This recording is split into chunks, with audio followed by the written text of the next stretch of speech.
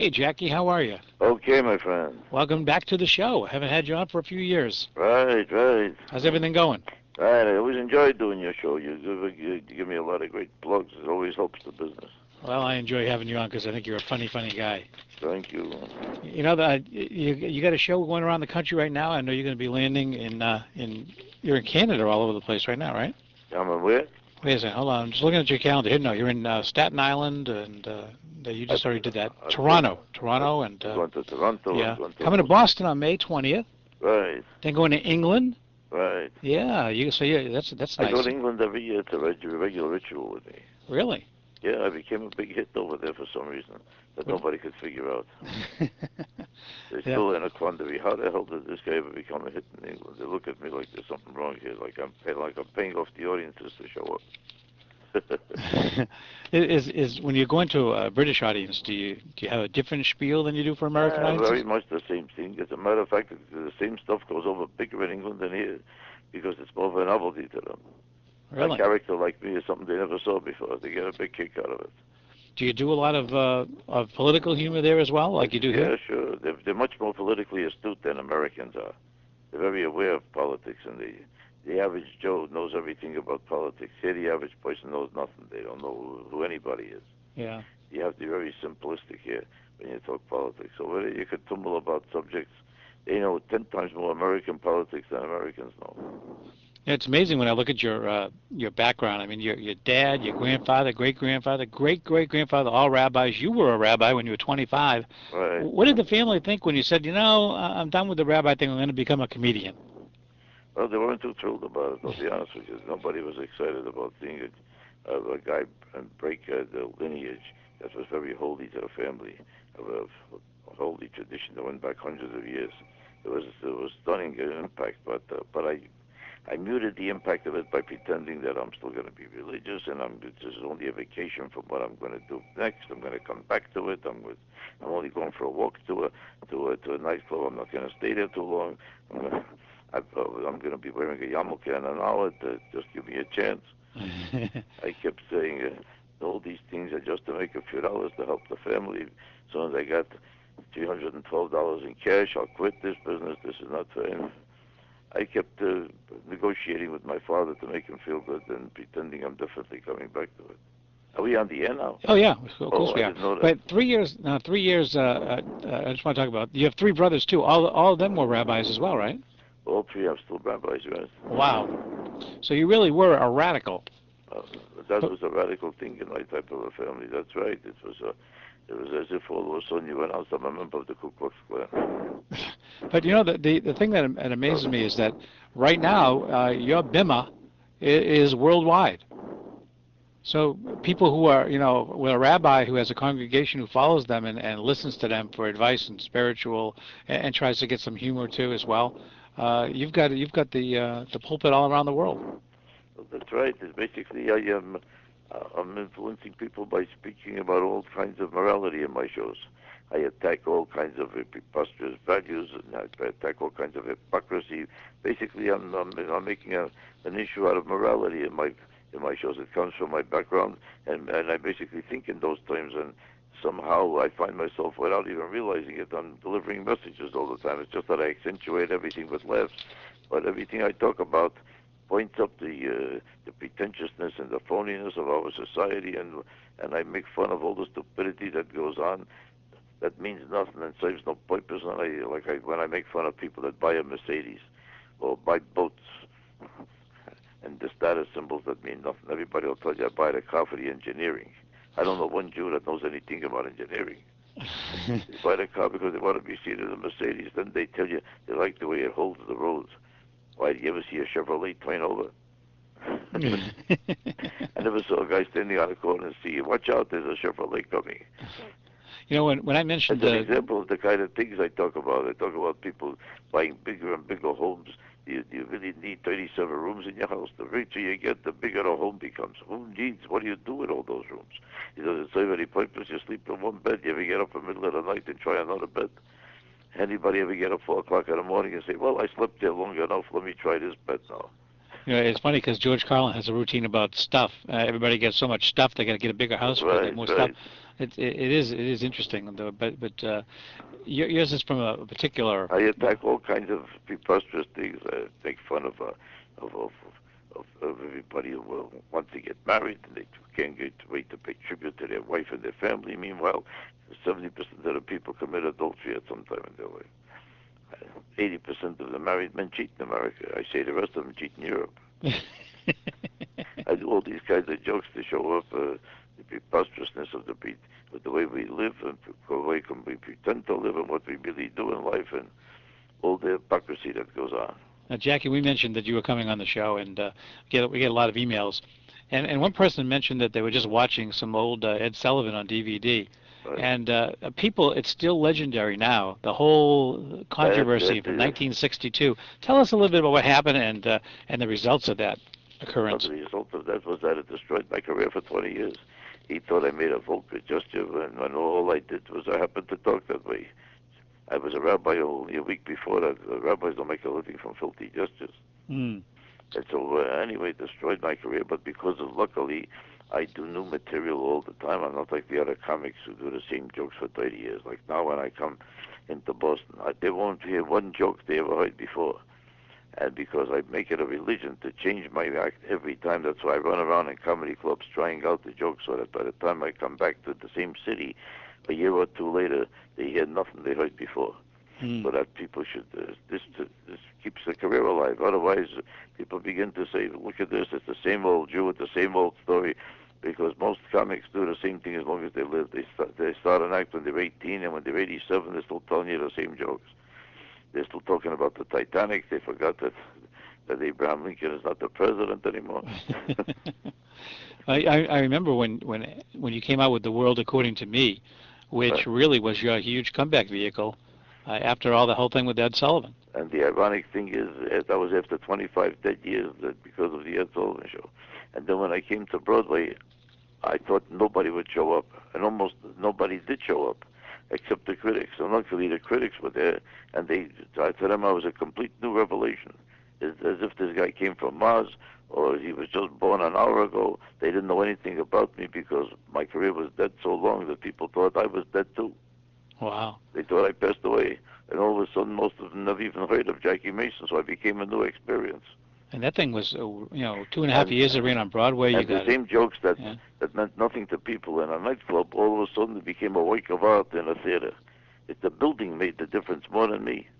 It's amazing, Jackie. You hear think a about joke in a nightclub, you're busy with your girlfriend, with the drinks, with the waiters, with the busboys. And a comic is an incidental thing, like background music. Nobody particularly cares. But in the theater, people suddenly pay close up attention to him. All of a sudden, they're evaluating everything you say. And now all of a sudden, people discovered me as a kind of a comedian that was saying things of some significance, that were making comments about life in general that mean something. And they evaluated me on different times. Now I became, instead of just a broken down character, I became an artist. Well, it's true. Not only that, you won a Tony Award, and you got an Emmy Award for that, and a Grammy nomination. I mean, the thing was huge. Right. Yeah. One of the things that I wanted to talk to you about, because I think it's something that's really important, and I'm assuming you do as well. Being in this country, I sometimes wonder about the people in the country, and I wonder about the media in this country.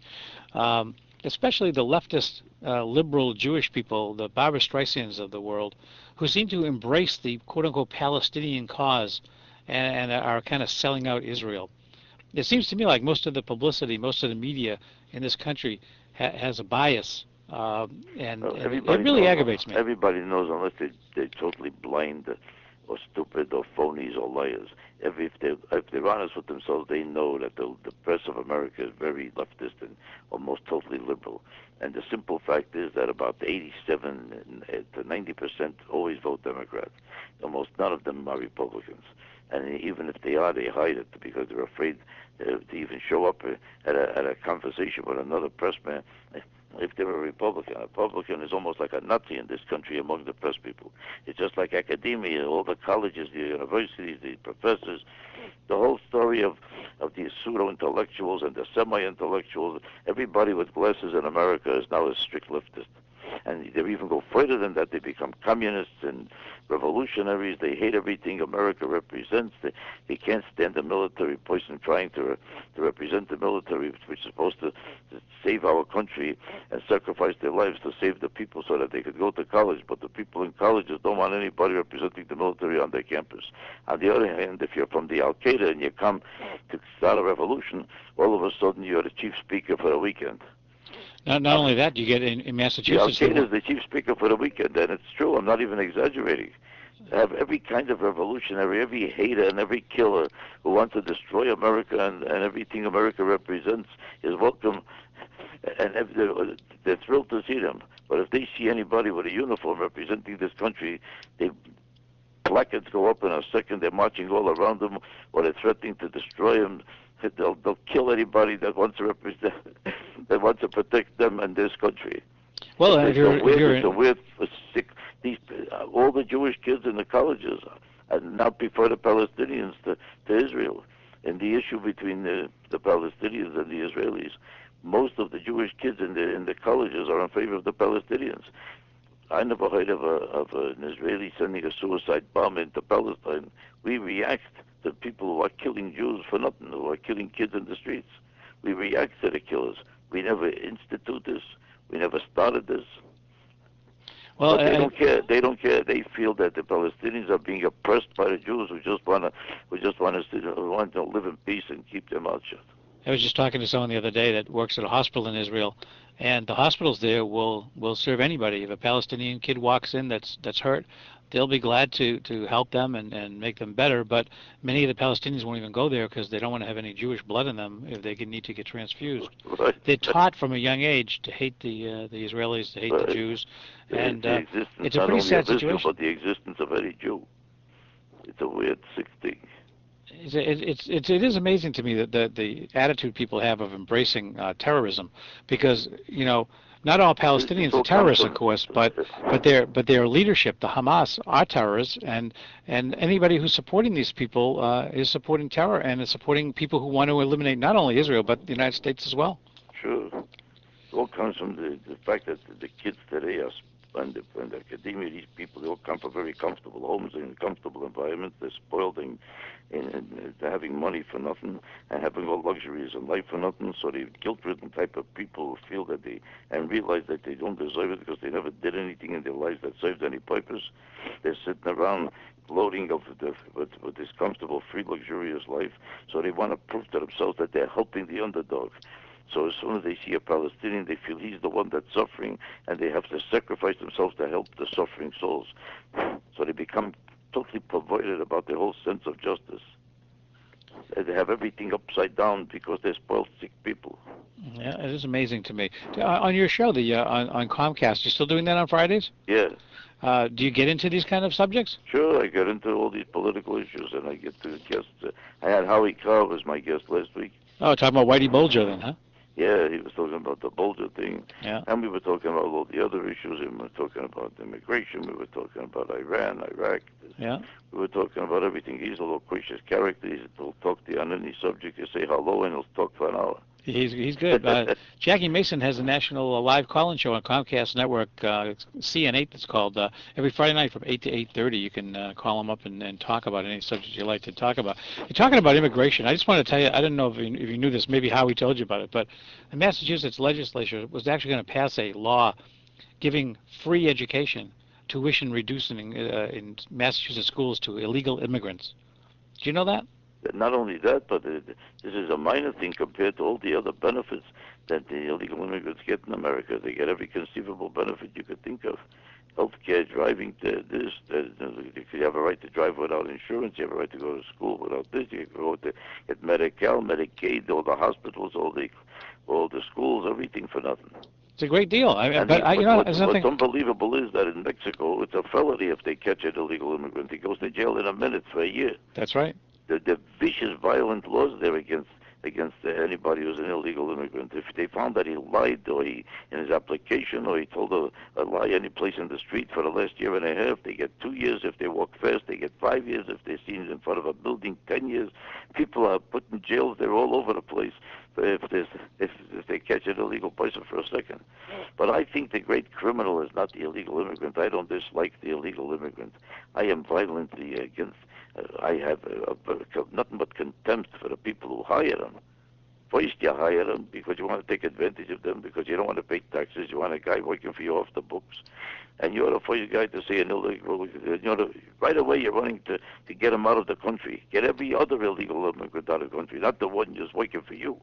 Everybody who's crusading about this as an illegal nanny, an illegal chef, an illegal messenger service, an illegal person washing their dishes, working at their restaurant. So every time they own a business, they're hiring illegal people. They're saving fortunes and treating them like slaves. They're treating them like slaves. Mm-hmm. And these illegal immigrants are getting $1.80 an hour with a total of $112 a month in some of these restaurants.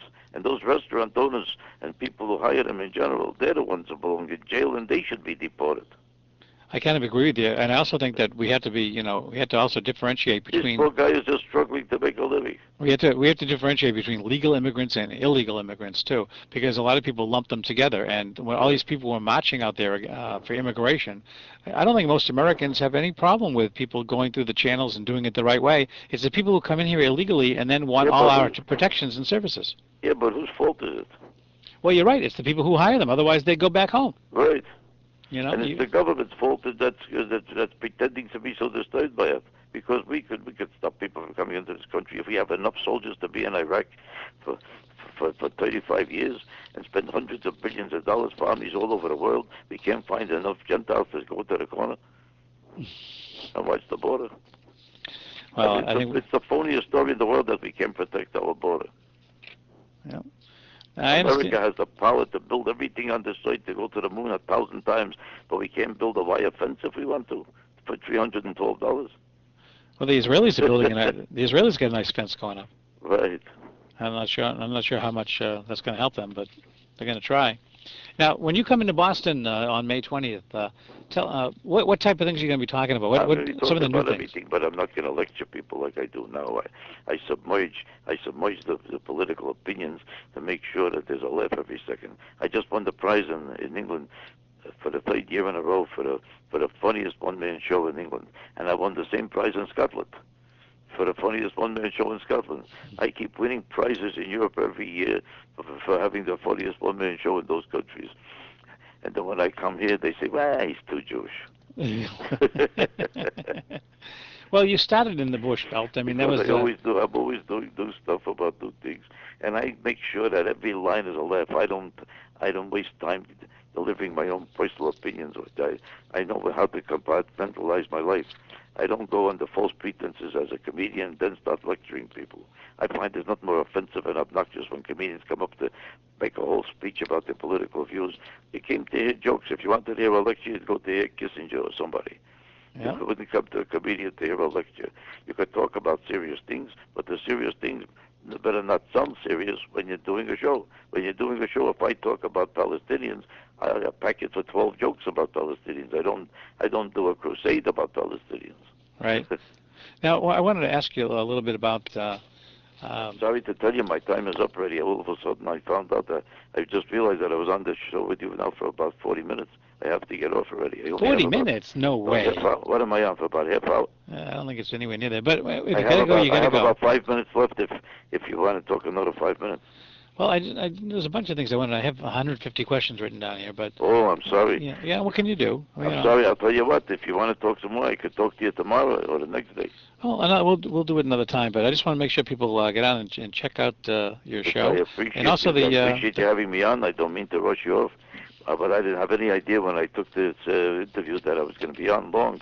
Nobody told me. Usually these people chase you off the air. If they say, thank you very much, he's going to be on, and so long and good luck to you.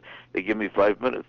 Now I'm talking to you. I'm enjoying the conversation, and because you asked me very good, significant questions about major issues, it's interesting to discuss it. Well, I always talk with you about serious stuff, and because I think you're an intelligent guy. Here's a guy that South African President Nelson Mandela honored, and Oxford University. You're not an unintelligent man, and I enjoy speaking with intelligent people. Let me ask you a question. Is your show on for how long? My show's on as long as I want it on. It's an internet-based show. We have over 9 million people a month listening to it, and they can listen to it whenever they want. So I can do it from 5 minutes to 2 hours if I want to. I see. It comes from Boston. Yes. I see. Yeah. So most of your listeners are in any one area? Or Most of our listeners are all over the country. All over the country. But we also do something called the Entertainment Minute in Boston on 3 different stations as well. I see. So we cover more Boston than we do anywhere else, but most of our listeners are in like New York, L.A., and we have a lot of them overseas. It's just amazing how many overseas listeners we have. The Internet has opened up frontiers to everything. I want to ask you a real quick question. Television today. Yeah. I'm a big fan of music of the 60s, television, or some of the old television. Is there any television shows that you're really glued to that you follow? I only watch the talk shows that were discussing political issues, like Hannity and Combs, or Bill Riley, or Meet the Press, or Face the Nation. Yeah. So you don't watch any sitcoms? You don't think there's anything that's funny out there right now? I never found a sitcom funny. Maybe one or two in my life that I ever enjoyed. I used to enjoy the Golden Girls, or maybe I enjoyed Jackie Gleason. But except for 2 or 3 shows in general, when I watch a sitcom, even my own sitcom, I had a sitcom about 12 years ago on ABC called Chicken Soup. I never even watched that because I felt it was such shallow, meaningless humor. The comedy that you see on sitcoms to me is totally, to me it's like meaningless nonsense. It doesn't have enough substance or depth. Well, you just mentioned something I got to ask you because I have an email in front of me here from someone. I want to know if Chicken Soup is available on DVD. I have no idea. I have no idea. I did this show because I was paid. I did my best to do a good job out of loyalty and decency because they hired me. But the truth of the matter is I had no interest personally in the show because I considered it shallow nonsense. And you didn't write it. That's the reason why. I had nothing to do with writing it. I had no voice in I had no authority on the show of any kind. Yeah. I was a hired hand, and I did my job faithfully, but that's about it. Yeah. It's like if somebody told me to move the furniture. I don't know nothing about furniture. I just know that this is the job, so I have to move it. May 20th in Boston, you'll see Jackie Mason. In June in the United Kingdom, October 14th in Newark, November 4th in Westbury, and November 11th and 12th in Philly. So don't miss Jackie Mason when he comes to your town. Jackie, it was great talking to you, and I hope to talk to you again sometime. I'm sorry to have to leave you so soon. I didn't know that you wanted to talk to me so long, but if you want to talk to me anytime, I'm always have a half an hour for you anytime you want. Well, I'll put your phone number down, and we'll keep in contact. Thank you, my friend. Take care, Jackie.